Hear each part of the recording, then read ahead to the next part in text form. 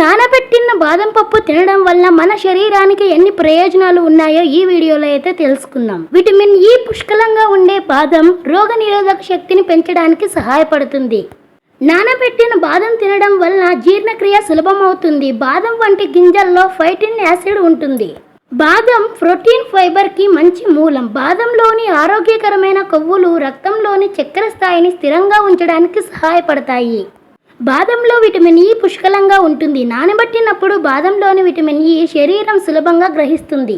బాదం ఎంతసేపు నానబెట్టాలి అనే దాని గురించి చాలా మందికి సందేహం ఉంటుంది. అయితే 8 నుంచి 12 గంటల వరకు బాదం నానబెట్టిన తర్వాత తినవచ్చు. బాదం నానబెట్టి తినడం వలన కొలెస్ట్రాల్ తగ్గించవచ్చు. చెడు కొలెస్ట్రాల్ తగ్గించి మంచి కొలెస్ట్రాల్ పెంచడానికి సహాయపడుతుంది.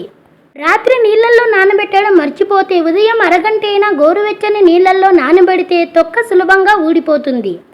ఫ్రెండ్స్, నానబెట్టిన బాదం తినడం వల్ల ఎన్ని ప్రయోజనాలు ఉన్నాయో తెలుసుకున్నారు కదా. ఈ వీడియో మీకు నచ్చినట్లయితే ఒక లైక్ చేయండి. అలాగే ఇలాంటి ఇన్ఫర్మేటివ్ వీడియోస్ కోసం మన ఛానల్ని తప్పకుండా సబ్స్క్రైబ్ చేసుకోండి.